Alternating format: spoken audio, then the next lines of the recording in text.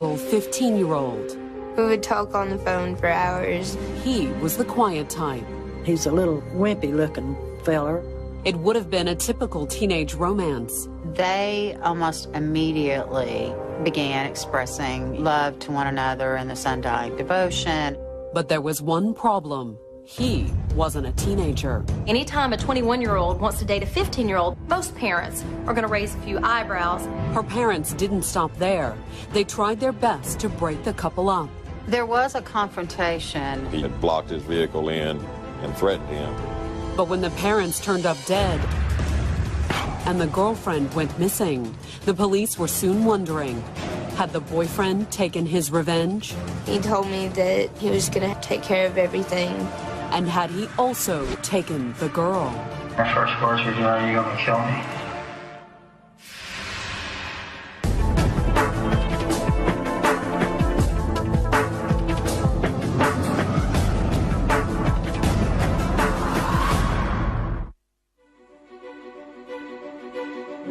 Sunday afternoon, July 1st, 2007.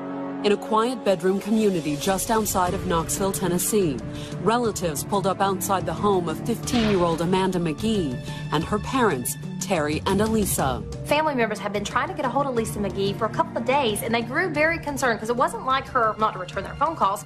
Elisa's silence was doubly unusual because her sister had given birth to twins just days before. I had my baby boys. My sister and Amanda were there with me that night. Lisa was so excited about the babies. She was going to the hospital every afternoon from work to see about them. But then for 3 days, silence.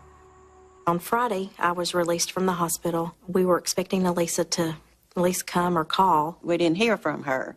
And on Saturday, we didn't hear from her. About 1 o'clock on Sunday afternoon, I thought, oh, something's wrong. One of Elisa's cousins drove to the McGee house to check in with Elisa. She knocked and nobody answered. She went around to the other door to knock, and she could see enough through the glass Elisa laying in the floor. A few quick phone calls brought both the sheriff's department and more of Elisa's family rushing to the scene. The family got there first. I came right down, and my grandson was with me, and I told him just go to the front and kick in the door. Inside, Linda Smith found her niece sprawled on the kitchen floor. She'd been shot. When I realized she was dead, I was screaming for Terry. Terry, come help me. You know, Terry, Amanda. You know, where are you? Terry couldn't help. Family members found him seconds later, still in bed. As you went back and opened the bedroom door of Terrence McGee's bedroom, you would see him laying in the bed, facing away from the door toward the wall with a gunshot wound to the head. But where was Amanda? Her aunt ran to the 15-year-old's room. I held the doorknob for so long before I opened that door because I knew I was thinking I was going to find Amanda in there dead. The room was empty, leaving both family and police to wonder, did the missing Amanda hold the key to solving her parents' murders?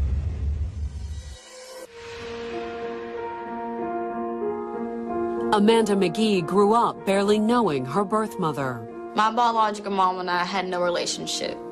I didn't know her well enough to have a relationship. After her and my dad divorced when I was 4, she didn't have no contact with me. Amanda's mother was a drug addict, and Terry felt the need to get Amanda out of that kind of situation. They divorced, and he became a single father. When Amanda was 8 years old, her father began dating a 35-year-old accountant named Elisa Hackworth. I remember the first time they met. It was awesome. We went to Red Lobster, and I remember talking her ear off. He didn't have one word in edgewise, because I fell in love with her the first moment I seen her. The feeling was mutual. Elisa didn't have any children, and she loved children, and she immediately fell in love with Amanda. After a year of dating, Terry and Amanda soon moved in with Elisa. I believe that gave him hope for Amanda to have a typical girl's life. He needed somebody to help him with his little girl, and Lisa just seemed to be the right one. Amanda embraced her new mother from the start. She was always there for me. She helped me with my homework. She was a great mother figure to me. She always called her mom. She said, my mom this, my mom that. It was a perfect relationship, we thought. After 4 years of living together, Terry and Elisa decided to make their relationship official. Terry wanted to be married, so it was, a family for Amanda.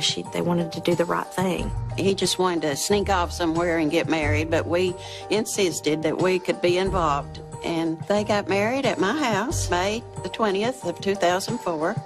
While Amanda's relationship with her stepmother blossomed, her relationship with her father became increasingly contentious. Me and him would always be mad at each other. We'd stay mad at each other about various things. She and father were basically doing what most parents and teenagers do, and that's war with each other over independence. And independence in Amanda's case meant the freedom to go out with boys. Even when she was 12, she liked the boys because we'd go on vacation. We'd have to watch her constantly because she's out looking for her a boyfriend. I went on vacation with her, and she spent all this time with this guy. She was very, very boy crazy. When Amanda was in 7th grade, the struggle with Terry became serious enough to draw outside attention. Me and my friend was writing about the abuse I was going through, talking about how I wanted to run away, to get away from it, and I was tired of it. Well, my teacher took up the letter and brought it to my counselor. Department of Children's Services here in Tennessee got involved immediately. They investigated, and then the investigation was closed, and it was said that it was unfounded. Were Amanda's allegations of abuse just preteen melodrama, or had the system failed to protect her? In spite of her troubles at home, over the next few years, Amanda grew into the typical teenager with a typical teen social life. I was too occupied with playing soccer and going to school and going over to friends' house. We would talk on the phone for hours, and either I'd be over there or she'd be over at my house all the time. She had her share of boyfriends, too. I was in a relationship, and I thought I loved this guy. I thought I loved a lot of guys. She did have boyfriends. It's just a typical teenager. They might change week to week, day to day, but she did have boyfriends. That would change in May of 2007, when Amanda met her first serious boyfriend. She met him through a mutual friend. He said he's really cool, and I was like, what's his name? He said Andrew. At first glance, Andrew Mann wasn't exactly a heartthrob. He's a little wimpy-looking feller, and didn't look healthy, and he's real pale and skinny. Andrew did have a few things going for him, however. He told her that he had money and he was in construction business. He was his own boss. He had a new house, motorcycle, a brand new car. He got me a very expensive ring. And it was real. I was with him when he got it. I was there when I pointed it out and everything. Within weeks of meeting, the young lovers were already talking marriage. I was so much in love with him. He busted out with, will you marry me? I've only known the guy for 2 weeks, and I'm already accepting a proposal to him. They almost immediately began expressing, love to one another and this undying devotion. When Amanda introduced Andrew to her best friend, Rebecca Duggan, Rebecca wasn't impressed. I just felt like he wasn't a good boyfriend for my 15-year-old friend. Her objection? Technically, her 15-year-old friend's new boyfriend wasn't a boy. He was a 21-year-old man, which may have been why Amanda hid the relationship from her parents. Anytime a 21-year-old wants to date a 15-year-old, most parents are going to raise a few eyebrows and have concerns over that. Andrew expressed his own concerns after Amanda told him about the ongoing struggle with her father. He got really upset. He said, well, I'm taking you out of that house. He said, let's go run away together. Well, the next week, I ran away. Worried, Terry and Elisa filed a missing persons report. Then, a week after she disappeared, they received a call from Andrew Mann's grandmother. As it turned out, the couple had been staying with her just a few miles away from the McGee's home.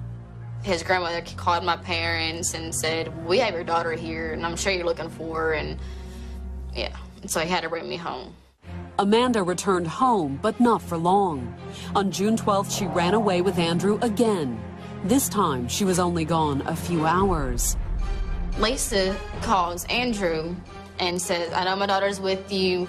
You gotta bring her home right now. If she's not here in 30 minutes, I will get a hold of you. Both y'all will be in jail.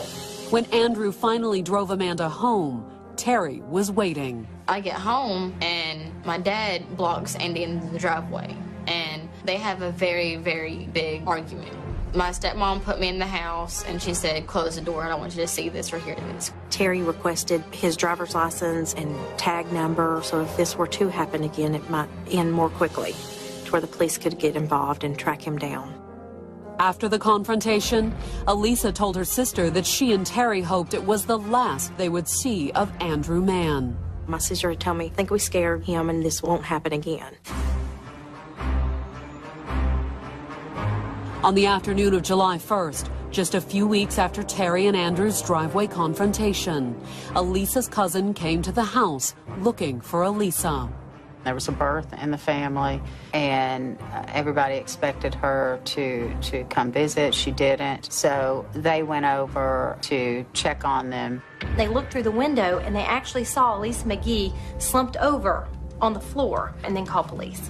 Knox County 911. We had an emergency, please, at 3824 Jolly Lane. What type of emergency? Oh, well, I don't know. We didn't talk to my niece for 2 days, and my other niece went over to her house, and she called me back screaming. She said, don't call alone. Their cars are there, and... Oh. It's a medical emergency? I don't know, honey. It must be worse than that, because we can't get them to answer the phone, and that's why we went to see about them. Elisa McGee, Terry McGee, and Amanda McGee. Within minutes, sheriff's deputies were on the scene. Inside the house, they found both Elisa and Terry dead. Both victims had been shot. You had one victim laying in bed like he had been asleep, and another victim in the kitchen, laying on the floor, and there was no major signs of a struggle or forced entry or anything like that. There was also no sign of 15-year-old Amanda.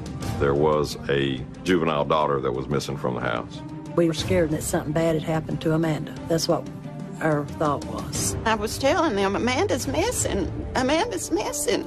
They've done this to Terry and Elisa and kidnapped Amanda. Coming up, one of Amanda's friends has information that may help police find both Amanda and her parents' killer. I looked down the road and I just saw a bunch of police cars, and I knew right away what had happened.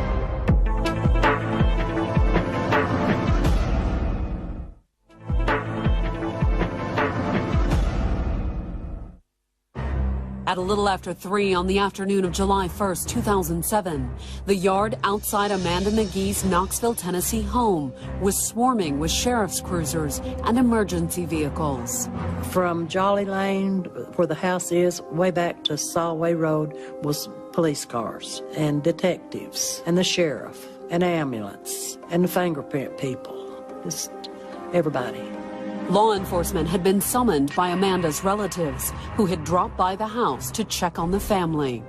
Knox County 911. We had an emergency, please. It's a medical emergency? I don't know, honey. It must be worse than that, because we can't get them to answer the phone, and that's why we went to see about them.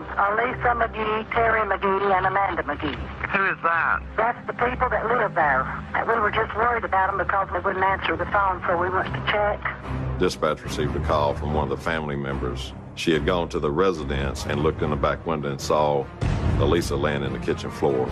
Moments later, they'd found Amanda's father, Terry, in the back bedroom. The door was closed, and one of us opened the door, and there was Terry. We were just in shock. They'd both been shot. From the position of Terry's body, police suspected he had been asleep. We found him laying on his side with a gunshot wound to the back of his head. He was facing away from the entrance to the room, toward the wall in the bed. Based on the crime scene, Elisa appeared to have been shot while trying to escape. Elisa McGee had been shot several times in the back. But who had pulled the trigger? There was no sign of forced entry or a struggle. There was not a lot of blood streaked through the house and things torn apart. It would have looked normal other than to have these two bodies. It was probably someone that they knew, and they probably did not expect that it was going to happen, but not necessarily a robbery. But if Terry and Elisa weren't shot during a robbery, what had happened? Could a kidnapping explain the killings and Amanda's absence? My sister Linda, she thought something bad's happened to Amanda. I was thinking that they've done this to Terry and Elisa, and kidnapped Amanda. At the crime scene that afternoon, Amanda's relatives filled the detectives in on the recent drama involving Amanda and her 21-year-old boyfriend, Andrew Mann. She ran away for a week with him, and she came back. Prior to the murders, there had been an incident in the driveway at the McGee residence where Andrew had brought Amanda back home. And Terry McGee had told Andrew in no uncertain terms to stay away from his daughter. Mr. McGee was threatening to report him for statutory rape. It was a very heated conversation. There was no doubt that Mr. McGee did not want this relationship to persist. Had Andrew responded with violence? That's certainly what Amanda's relatives suspected that afternoon at the house. They thought Andrew Mann had done this, and they were worried actually about Amanda. They were looking for Amanda to make sure that she was okay. Amanda's relatives weren't the only ones worried. The blue lights and emergency vehicles swarming around the house soon brought out the entire neighborhood. All the neighbors, of course, were, out in the yard looking around. One of the neighbors outside the police cordon was Amanda's best friend, Rebecca Duggan. I looked down the road and I just saw a bunch of police cars, and I knew right away what had happened. Rebecca came down, and they, of course, stopped her. She couldn't get through, for the other vehicles. That would change, however, as soon as police heard what Rebecca had to say. I just looked at the closest police officer and I just started rambling on. A young lady that lived up the street made contact with the officers and the detectives and said that she knew who probably did it because of prior conversations with Andrew Mann. Of course, this is going to raise the interest of law enforcement, and they questioned her, and she disclosed that Andrew had been talking about executing a plan just like the one that had happened. According to Rebecca, she'd first heard of the plan a few days before, not long after Andrew and Terry McGee had argued in the driveway. And she'd heard it from Andrew himself. He told me that he was going to have a couple friends come and take care of the bodies and take care of everything. After that, I was scared. I didn't know what to do. Rebecca not only revealed Andrew's role in the murders, she also told police where Andrew planned to take Amanda after he killed her parents. Andrew had told me where they were going to be staying, and I told the police what car he was in. I gave him a picture of Amanda. According to Rebecca, Andrew said he was staying with John Bassonsony, the father of a friend. My son came to me and said that Andrew had been kicked out of his grandmother's house, and I'm not going to let kids live on the street. By 7:30 that evening, law enforcement had surrounded the Bassonsony house. It was clear they weren't expected. Amanda and Andrew planning a cookout with friends on that afternoon. Amanda McGee was in the kitchen. Andrew Mann was in the kitchen. I was marinating steaks because I was going to put them on the grill. The cookout would be cut short. I heard somebody say, "Hey, is anybody home?" I'm like, "Well, yeah, come on in. The front door's open." Next thing I know, I've got a group of police officers standing around me. Very polite men. Asked for identification. The officers immediately handcuffed Andrew. They then turned their attention to Amanda. A lady officer grabbed Amanda and asked her for identification, and, well, I don't have any identification. And the officer asked her again. She says, "I don't have any." He says, "How old are you?" Well, Amanda told her 15.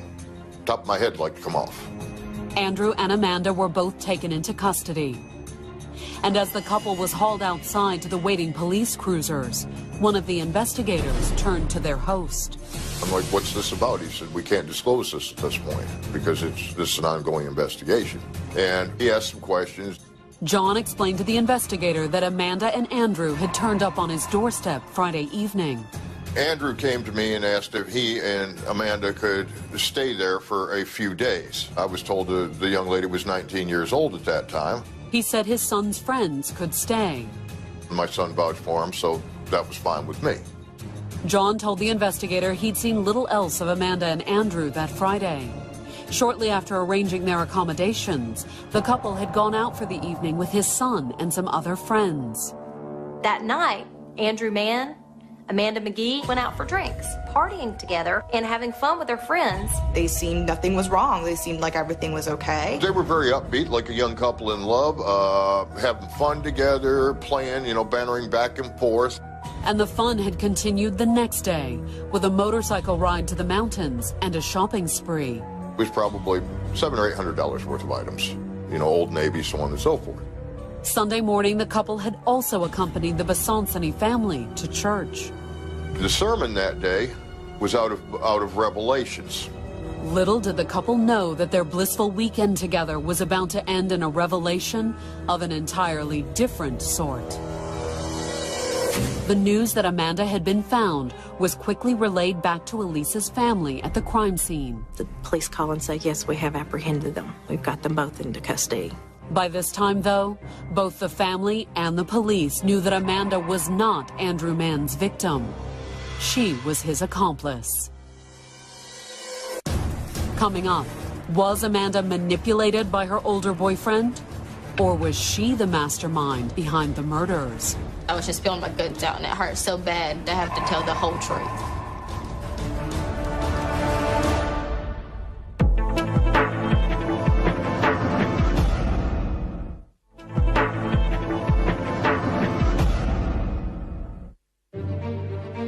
By 7:30 on the evening of July 1st, 2007, Amanda McGee and Andrew Mann were already in police custody. Earlier that day, relatives had found Amanda's parents, Terry and Elisa McGee, murdered and discovered Amanda was missing.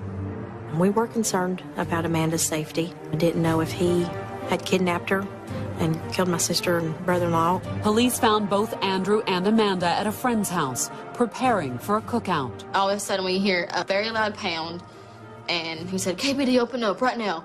We have a warrant for Andrew Bryan Mann. And everybody's looking at Andrew like, why do you have a warrant for your arrest? The officers told Amanda they had to take her into custody, too. They said, we're going to take you down to the juvenile court for questioning. And I said, why are you handcuffing me and putting me in the back of a police car then? And they said, well, it's just protocol. As Andrew and Amanda were put in separate police cars, investigators began searching for evidence at the house where the couple was arrested. Next thing I know, I've got a forensics team going through my house. Do you mind if we search it? The forensics team also searched Andrew's car parked outside. It didn't take them long to find what they were looking for. The murder weapon was inside the glove box in the car. The discovery appeared to confirm what Amanda's best friend, Rebecca Duggan, had already told investigators. According to Rebecca, Andrew told her about his plan to kill Amanda's parents. She also told police she knew where he had gotten the murder weapon because she had given it to him. It was the victim, Terrence McGee's gun. But how did Rebecca get Terry McGee's gun? According to Rebecca, it came from Amanda. She told detectives that the previous Wednesday, Amanda had asked her for a favor. She asked me to go pick Andrew up from the gas station, and she pulled out a Crown Royal bag, and she put it in the passenger side seat, told me not to look in it. Rebecca said she didn't have to. When she made the handover, Andrew had told her what was inside. He picked it up, and I asked him what was in it, and he said a gun.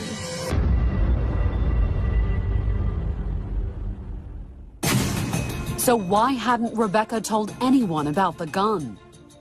According to Rebecca, she had tried. I knocked on the door, and Amanda answered, and I asked her if I could talk to Terry, and she said, what about? And I said, you know what it's about, Amanda. I'm not gonna let you kill your parents.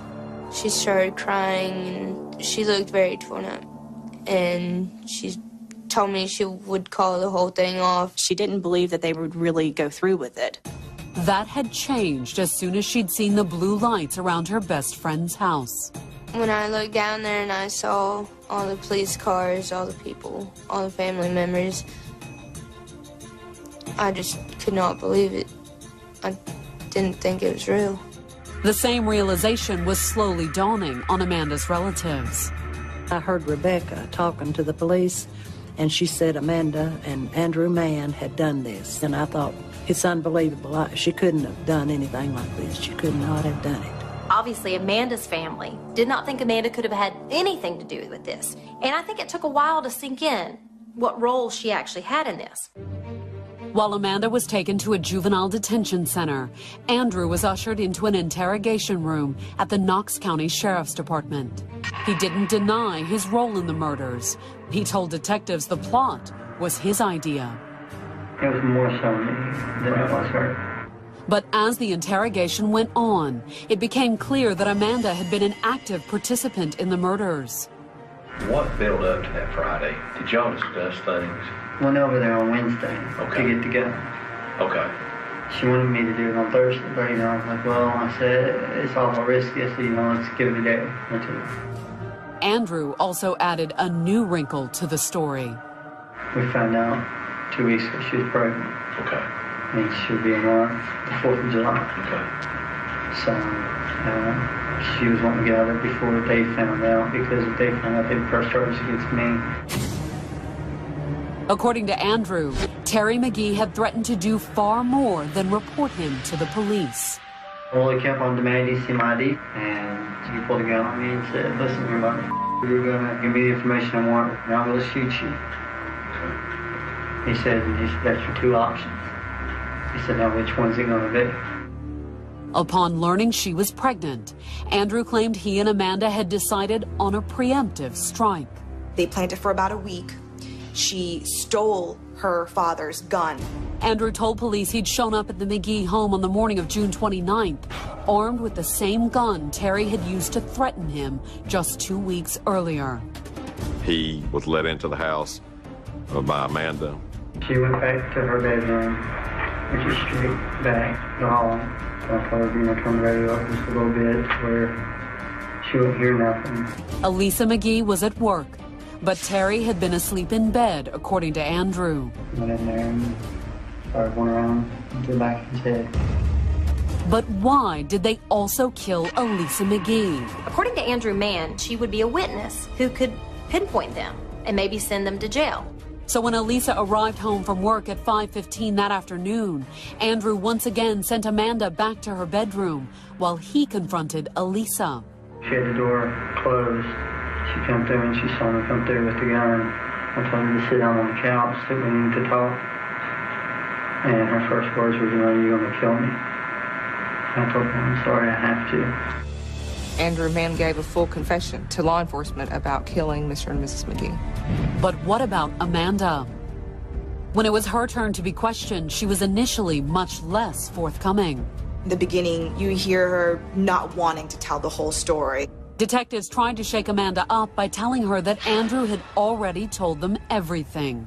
When she heard that Andrew Mann had confessed to it, she broke down in tears and started telling her story. I cried for the rest of the interview because I was just feeling my guts out, and it hurt so bad to have to tell the whole truth because it's going to come out one way or the other.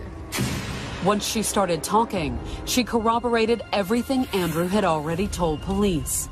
Basically, both of their stories were so that they could still be together. Sheriff's deputies booked them both for the murders of Terry and Elisa McGee. Andrew Mann was charged with 2 counts of first-degree murder. Only 15, Amanda was charged as a juvenile.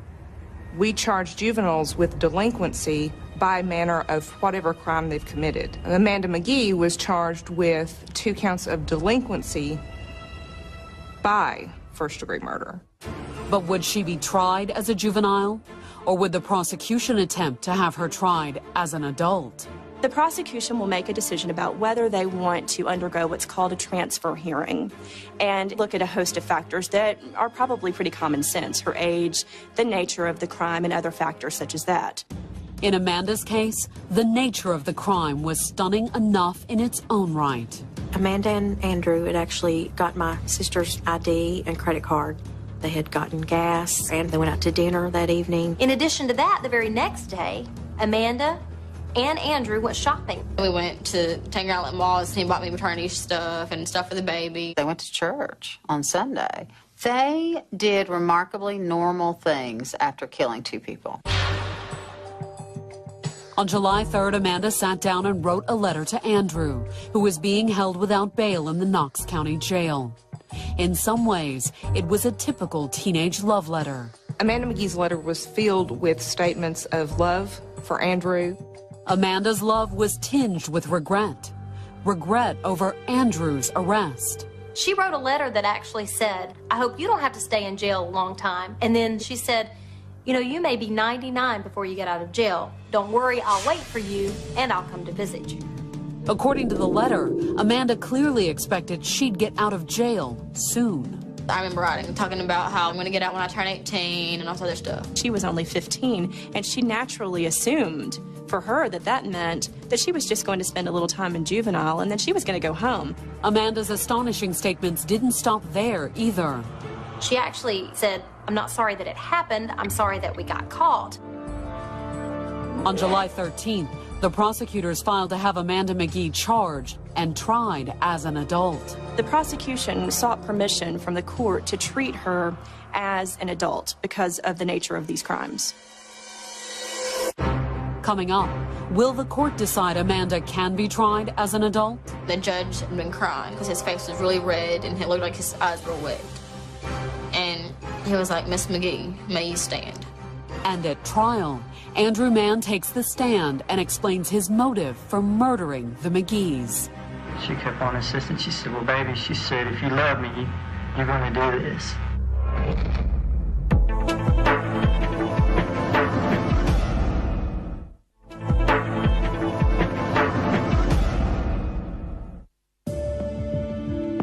On February 25, 2008, bailiffs led Amanda McGee before the judge who would decide whether she would be tried as an adult for her parents' murders.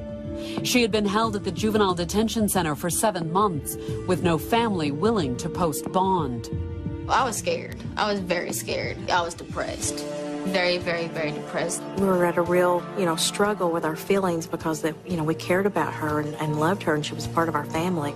Amanda was also 8 months pregnant. I felt sorry for her. She was ready to have that baby just about. And I thought, oh my, a young lady messing up her life like this. It was very hard. It was, she was such a child and so immature. I didn't know what to do about that, but there wasn't anything I could do about it. It was not up to me. Instead, the decision of whether or not to try Amanda as an adult rested with a judge. There was a lot riding on the outcome. If held and charged as a juvenile, the maximum punishment she could have faced would have been 4 years in the custody of Children's Services. For an adult, first-degree murder carried a far stiffer penalty. The potential maximum penalty would be life without parole. On February 26, both sides made their closing statements. Judge Irwin said, well, let's close for a 5-minute recess for let me to make my decision. Well, I looked at my attorney and I said, what's going on? And she's like, oh, you're fine, you're fine. I feel very good about this. When the judge came back, it was clear that his decision had not been made lightly. I could tell he hadn't been crying in those 5 minutes because his face was really red and it looked like his eyes were wet. And he was like, Miss McGee, may you stand. His decision? Amanda would be tried as an adult. He was like, Miss McGee, I know you're a very good lady. You have no prior criminal record. But due to the evidence that I have no choice but to send you to adult court. Well, the second he said adult, I screamed. And I fell back into the chair. Things changed dramatically for her when the prosecution won its effort to treat her as an adult. 2 weeks later, on March 14th, Amanda gave birth to a baby girl. The baby was given up for state custody. It was put into foster care, and ultimately the foster parents adopted the baby. December 1st, 2008, a year and a half after Amanda McGee's parents had been found dead, her boyfriend, Andrew Mann, stood trial for their murders. I walked in the door of trial really wondering what his defense would be. There was no doubt that there was some premeditation involved. Andrew had confessed as much in a statement he made the night of his arrest. He gave a very damning confession. And of course, the facts are pretty chilling. Yet despite his confession, Andrew had pled not guilty to both charges of first-degree murder. A lot of times in a murder case, when it goes to trial, it's simply a disagreement over what level of killing was it. In her opening statement, the prosecutor argued that everything about the crime was premeditated. The father was killed about 11:30 in the morning. They did leave the residence and ride around, go get something to eat. When they came back, about 4:30, they went inside the house and waited for her to arrive. I think a court would have a very difficult time finding that there was anything but calculation going on in that time frame. To underscore the calculated nature of the crime, the prosecutors played excerpts of Andrew's taped confession for the jury. My first words were, "You're going to kill me." I told him, "I'm sorry, I have to." Particularly with the stepmother. In that death, it was almost a cakewalk in terms of premeditation. When it was the defense's turn, Andrew's attorney didn't dispute that the killings had been premeditated. However, he did argue that it wasn't Andrew who did most of the planning. Andrew Mann's defense team was trying to blame it on Amanda McGee's side, saying, well, she was the one that really was the brains of the operation. She's the one that coerced him to do it. According to the defense, Amanda had admitted as much in her jailhouse letter to Andrew. She wrote down exactly what she did. She acknowledged what she did. "I'm sorry, I made you do that." That letter actually was a key piece of evidence for the defense. The letter was also the perfect setup for Andrew to take the stand in his own defense on December 4th. You think of someone that could do something like this would be just a monster. But he was just a naive young man that was very immature. He came across as weepy and weak, and perhaps you could see how he might be manipulated by a teenage girl. And by Andrew's account, he was easily manipulated. Andrew Mann's defense was that he was a very socially awkward, nerdy kind of guy who had never had the affection of a young lady. Amanda hadn't been just any young lady either. According to Andrew, she'd made herself out to be a regular damsel in distress. She kept on insisting. She said, "Well, baby," she said, "if you love me, you're going to do this."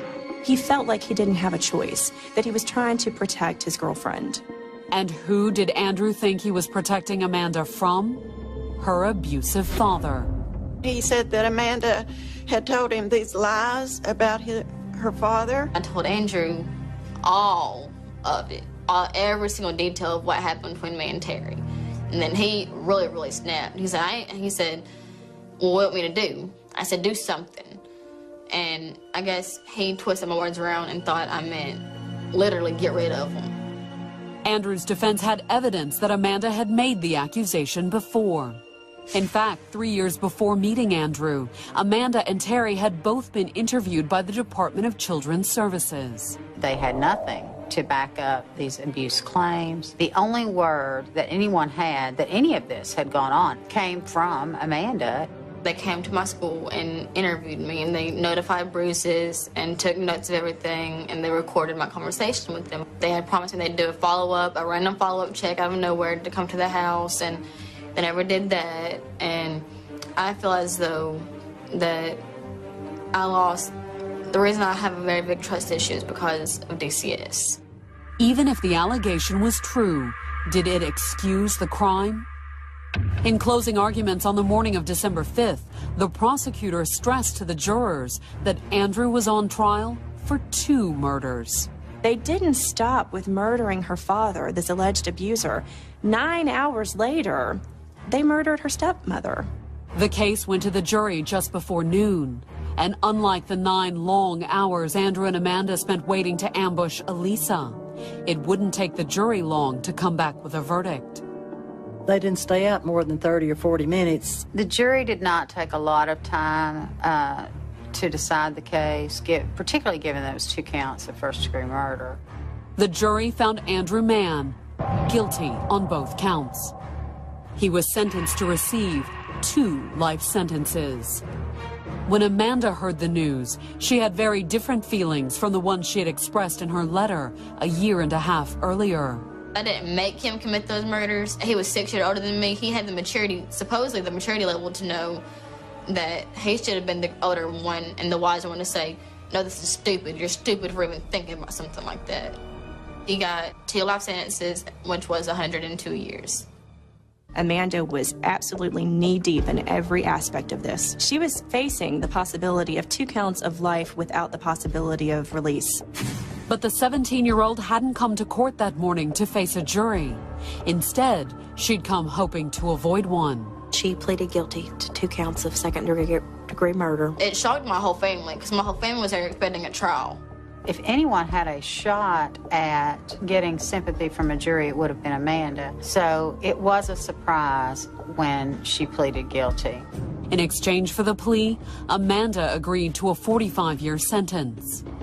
I looked at my attorney and I said, well, here you are telling me I'm doing a lot of time in prison. I said, that's a long time, but not as much time as you've been saying I was going to have. And I said, well, let's take it. I was very relieved that she pled guilty because I knew if she didn't, that she would be found guilty. And she probably got a lot less time for pleading guilty. For Elisa McGee's family, it was a relief not to have to sit through another trial.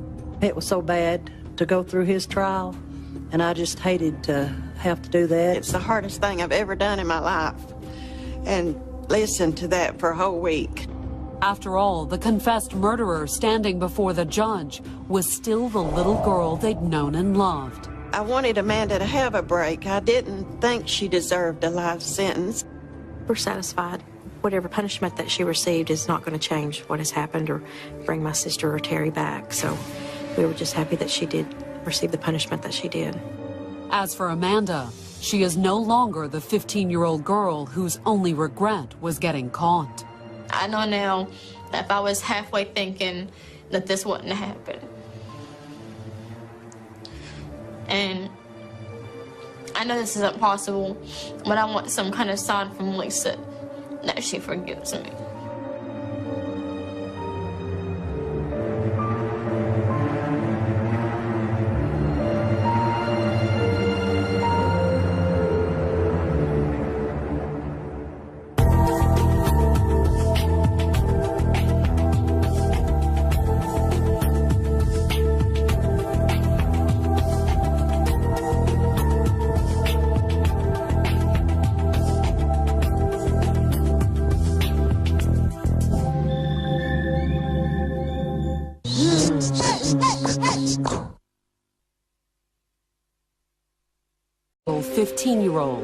We would talk on the phone for hours. He was the quiet type. He's a little wimpy-looking feller. It would have been a typical teenage romance. They almost immediately began expressing love to one another and this undying devotion. But there was one problem. He wasn't a teenager. Anytime a 21-year-old wants to date a 15-year-old, most parents are going to raise a few eyebrows. Her parents didn't stop there. They tried their best to break the couple up. There was a confrontation. He had blocked his vehicle in and threatened him. But when the parents turned up dead and the girlfriend went missing, the police were soon wondering, had the boyfriend taken his revenge? He told me that he was going to take care of everything. And had he also taken the girl? My first words were, are you going to kill me?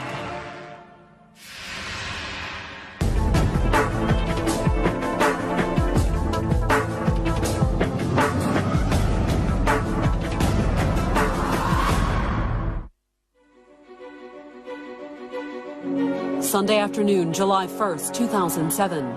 In a quiet bedroom community just outside of Knoxville, Tennessee, relatives pulled up outside the home of 15-year-old Amanda McGee and her parents, Terry and Elisa. Family members have been trying to get a hold of Lisa McGee for a couple of days, and they grew very concerned because it wasn't like her not to return their phone calls. Elisa's silence was doubly unusual because her sister had given birth to twins just days before. I had my baby boys. My sister and Amanda were there with me that night. Lisa was so excited about the babies. She was going to the hospital every afternoon from work to see about them. But then for 3 days, silence. On Friday, I was released from the hospital. We were expecting Elisa to at least come or call. We didn't hear from her. And on Saturday, we didn't hear from her. About 1 o'clock on Sunday afternoon, I thought, oh, something's wrong. One of Elisa's cousins drove to the McGee house to check in with Elisa. She knocked and nobody answered. She went around to the other door to knock, and she could see enough through the glass Elisa laying in the floor. A few quick phone calls brought both the sheriff's department and more of Elisa's family rushing to the scene. The family got there first. I came right down and my grandson was with me, and I told him just go to the front and kick in the door. Inside, Linda Smith found her niece sprawled on the kitchen floor. She'd been shot. When I realized she was dead, I was screaming for Terry. Terry, come help me. You know, Terry, Amanda. You know, where are you? Terry couldn't help. Family members found him seconds later, still in bed. As you went back and opened the bedroom door of Terrence McGee's bedroom, you would see him laying in the bed, facing away from the door toward the wall with a gunshot wound to the head. But where was Amanda? Her aunt ran to the 15-year-old's room. I held the doorknob for so long before I opened that door because I knew I was thinking I was going to find Amanda in there dead. The room was empty, leaving both family and police to wonder, did the missing Amanda hold the key to solving her parents' murders?